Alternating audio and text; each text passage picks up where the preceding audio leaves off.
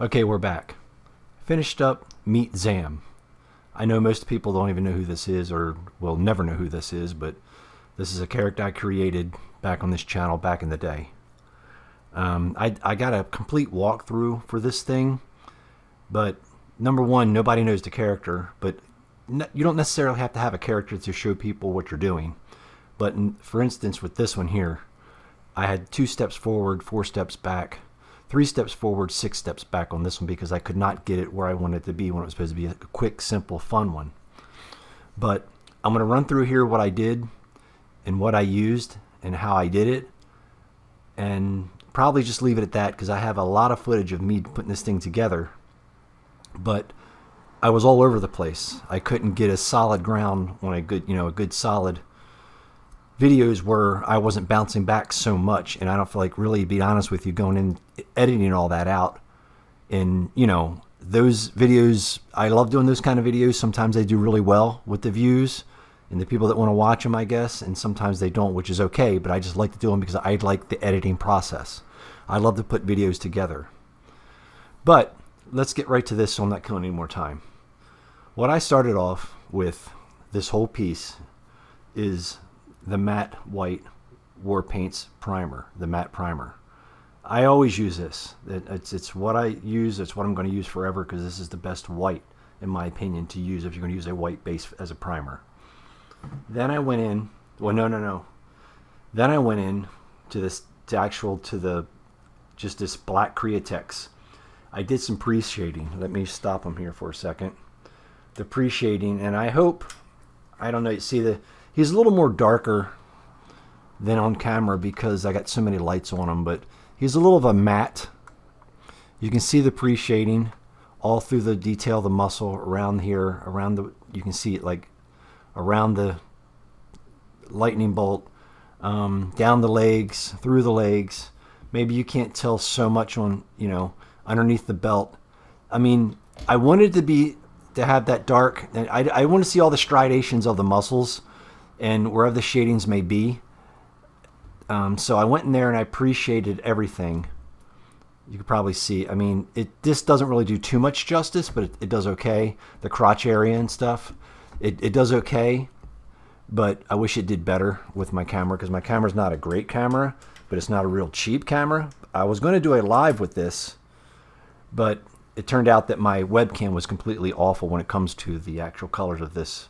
When I put in any light underneath of this, it just turned bright red, which it's not. I pre-shaded everything, meaning going through all the striations of the muscles with the Createx black. I went kind of heavy with the lines. I probably could have used I could have probably added a drop of that with this primer to maybe not go over white, because there was a lot of several coats now when it comes to that. After you're done the pre-shading, I went to the Createx. This is the only red I used on this. I used red and just this yellow, the wicked yellow. That's it. The only 2 colors, primary colors I used were this right here. Several shots with the red over and over again until the pre-shading lines diminished to the point where you can see it. Then I wasn't happy enough because I guess I sprayed it too much with the red, thinking that the red wouldn't cover up as much, but I guess it kind of did. Red's kind of a dominant color. Very messy too, it seems. But after I went there, I said, you know what? I was going to make it cartoony. I was going to, just leave it solid bright and with red and yellow, but I decided not to. I went in, after I did that, I went in with some pastels. Just straight pastels with black. And I highlighted the striations. I probably could have did that and just skipped the whole pre-shading, honestly. But the pre-shading, I enjoy the pre-shading. It does work. It's very subtle, but it does work. Now, when it comes to the yellow, like I said, all I used was this yellow here, is the Wicked Yellow. And it's just straight on. It's just straight on. It took several coats because if anybody does any kind of customizer and coloring, yellow is very stubborn. It took several coats to get it to a opaque, bright yellow. Very stubborn. Yellow is very stubborn. Same thing with the boots down there. And I did hit the back of the boots with, if you could probably see it there, with just straight black, just to change it up so it wasn't all yellow, you know, just straight yellow. So now that we're done that part, now I started on the outside of his cape with a pastel blue. Actually, it was this blue, the light blue, real bright blue, light blue, and just blue. I know the colors on here probably doesn't do justice on the camera, but I used a darker blue. It seems like it has a little bit of a purple in it, maybe. So I went in there with that, and I went inside the lines, all through there. But before I did that, let me back up for a second. I appreciated this with the black as well, but it just didn't work out. It just didn't look right, the black. I was like, it just didn't look right. So I took the pastel blue and went in all the lines. As you can probably see, a little bit there, a little bit there, little hints of there. But on the outside of the cape, you can see it very subtle, like there. Very, very subtle, because he has a white cape. I didn't want to make it blue and white. It turned out to be almost blue and white when I did it, because I overdid the blue, except for the inside. It turned out pretty nice on the inside. But when I did the outside, coat after coat after coat on this odd plastic. It's a hard, rugged plastic when it comes back around here. And this stuff here, man, it just didn't want to lay on it. It did, but I just kept doing coat after coat after coat. And white can be a little odd to spray. You know, white's the hardest color to spray through a gun. So I said, you know what? I'm going back to folk art. That's right. We're going to go to folk art white. And I tell you right now, this stuff is thick, but you can get it through the gun 60-40. 60% water. Distilled water is what I use. A lot of people use thinner. You can use whatever you want to use. But for me, I found that distilled water, 60-40, maybe 65, 35. You get what I'm saying. As soon as I did the inside, couple coats, it was just grabbing on. It was just grabbing on for some reason. I don't know why. So there you go. That's that part. We got the white, got the blue shading. But now let me back up again, because I'm all over the place. I could never work for QVC Shoppers Warehouse because I wouldn't sell anything. When I did the shading with the blue on the outside, it turned out to be a little more much than it was like on the inside. But the inside I toned down a little bit because I want a white cape. I didn't want a white and blue cape. In person, it's a little more, a little more vibrant than it is, but not much. You can see remnants of it, through here and through there. Remnants, the word I'm trying to think about. No, I'm not. That's the wrong word, but I'm going to leave that part in there.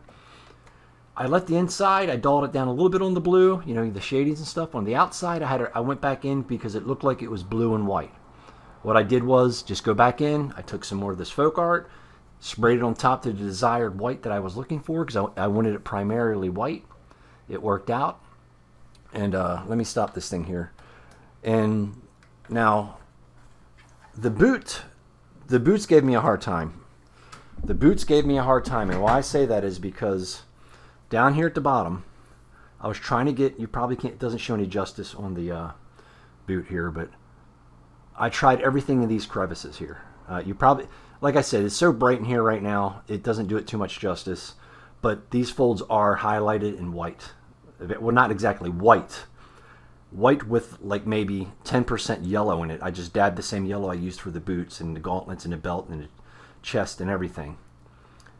And then I just lined it with a brush, and it worked out pretty good. I can see it here. I mean, you probably can't see it, but it's lined with almost white, but it's yellow. But what I'm saying is what took so long, the first time it would made this project so long, was that, let me back up a little bit, took so long, is that when I tried to put even wash in there, I even bought some pastel for this, went down inside the crevices of the boots where it was wrinkled. It just didn't look right. It didn't look right. It wasn't right. I didn't like it. Everything I tried, it didn't work. It just looked too obvious that I was trying to shade it, and that's probably due to the inexperience of me doing shading in bigger pieces. I usually do the 7-inch stuff from McFarland, and it's a completely different world when you get bigger, in bigger pieces, I mean. Not bigger in general, like, bigger, like you're an amazing paintbrush artist. I'm saying just bigger pieces come different things, different learning techniques, different whatever. And I watch tons of stuff on YouTube from somebody that's really, really good or just somebody that just does it just for once in a while, because you can always pick up tips, man. So I always watch tutorials on paint, and paint is never ending. Paint goes forever. It just goes on and on and on with colors. It doesn't stop. It's just weird how much paint is so versatile paint can be when it comes to colors, tones, and shadings. It's crazy. So I'm still learning. I'm still going. Now, you can't, I don't know if you can see it or not. I try to keep some of the light off this thing because it gets it too bright. Now, I did go inside here. You probably can't tell. It's a little more darker in person, but not by too much, if you can get the idea. You can't see it, but I went in here with some of this gold pastel, and I hit the inside of his chest where his crevices were, because I just didn't want to just leave it white. I tried to go out white here, like my daughter suggested, just because I was telling her I don't know what to do. I can't figure this out. She goes, why don't you do the opposite and just do the white on the raised areas? I was like, oh, why didn't I think of that? I mean, it was great. I was like, yeah. But I did use that technique down here on the boot that she recommended, and I like the way it turned out. But up here on the chest, I tried to use the white with the pastel on the chest and brush, put it in there. I tried to dry brush the pastel in there, all this. I did it over application after application after application. For some reason, the white on this yellow, and when I hit it with a matte, it kind of disappeared. It just disappeared. Now, unfortunately, you can't tell from the chest here that there's it's like a goldish brown that trying to separate the chest muscles and the abdomen area here. I don't want to make it too crazy. I don't want to go too shady. I'm trying to keep this comic book feel as well. I want somewhat realism, but mostly comic book feel. So around the outside of the blade, the Thunderbolt, I used just a standard gold. Any gold will do. Actually, it was Model Air gold, just straight gold from Model Air. Now let's get to the face that nobody knows about. This was the easiest part, and I thought it was going to be the hardest. Very easy. After I had this thing primered all white, because I did change the skin tone, obviously, because this was the Rock from Black Adam. I wanted to make it into me, so to speak. I had to change skin tone. That's a video I just put up. It didn't do that well, so I'm not really going that deep into it. I did some skin tones on him, like his hands and just regular hands, regular skin tone hands. And then now when it comes to the face, it's not the best, because I'm telling you that the milliput here is from the nose and the goatee. After I had everything primed white, I went in with some Createx white, just right here, this straight Createx opaque white, and I just sprayed the face. And every time I did something, I matted it down with some matte clear coat, matte clear coat. And I went in and I put my eyeballs on the lenses, and I hit the meat area up here. Went in there. Now it doesn't look perfect. I don't care, because when I did this silly character, it was always different because I didn't care. That was the point behind the clown meat. I didn't care. And I'm sure you guys don't either. But around the black of the eyes, red with the mouth with that smile, the black on the lips, and then the black goatee, like always. Now when it comes to the head, I went and got this stuff on purpose from Hobby Lobby. On purpose, yeah, just for this thing. I tried the brown black. I tried the brown and the light brown, because I have brown hair. It did not work. For some reason, it did not want to work, and my camera's frozen. It's stuck on the tripod. Anyway, this tripod's junk. Anyway, let me get a little closer on the head here. Now, what I did wrong here on this project was I should have went in and I should have cut down. You probably can't see it here, but everything on there. This is very noticeable, the lines where they put this mold together. But you got to remember, this is a $40 mold. And actually, I seen it at Ross for $10, and it really kind of bothered me, because I got this day one, because I knew what I was going to do when I did it. I knew exactly what I wanted to do when I saw this come out, and I got it day one from Target for $40. Not a big deal. It's a 12-inch piece. It's pretty big. Now the back hair, I just used. It's a little darker in person, but I do keep my hair really close to my head, because I'm 1,000 years old now. I don't care, and I'm not putting all that gel in my hair and make it stick up like I did years ago. I'm not going to do it no more. It's no point. There's no point in me trying to look pretty for everybody. So anyway, that's what I did. I think I covered everything. Oh, now to get it this dark, oddly enough, I had to use black. I don't think you can tell much, but see up there. You can see somewhat of the crease of the head over top the head in the middle there. You can see the crease where they put it together, where it's a little darker in the top center right there.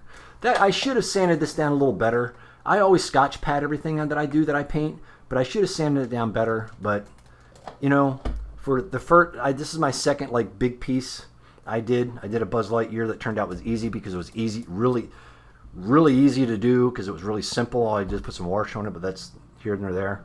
But it's on the channel if you want to check that out. But I wouldn't. It's just kind of boring. Anyway, this is the MEATZAM from the Black Adam. And the base, all I did was, I was going to do something fancy with the base. I didn't. All I did is, honestly, what I did is I took some Citadel black primer, sprayed it 2 or 3 times, then I hit a matte finish with the clear coat 2 or 3 times and was done. I was going to put a smiley face here, some eyes here, nose. I was like, no, I'm not. This was a fun thing to do, but also, when it was done, I was glad it was done. The boots I had to do twice. I had to do the boots twice after everything was done. And if you do any kind of painting, after you finalize something, and I learned from my mistake here, when I finalize something, don't go back and try to redo something on it unless you absolutely have to, which is common sense. But usually I test spoons, and I do spoons for testing and stuff, but for some reason it just what hung me up was these boots that hung me up. So instead of me going darker in the crevices, I went the same color as the yellow. I added a tad bit of transparent orange in there. You can't see it here, but you can see it in real life. And then over top of it, meticulously went over with a small brush and hit the tops of the folds with a very light yellow, almost white. So thanks for watching. I appreciate it. This is probably the only video I'm going to do on this one because it was kind of a whatever. So a whole lot. I got too much to edit if I was going to put this together, I think, because it would be 3 hours long. So thanks for watching, and I'll see you guys on the next one.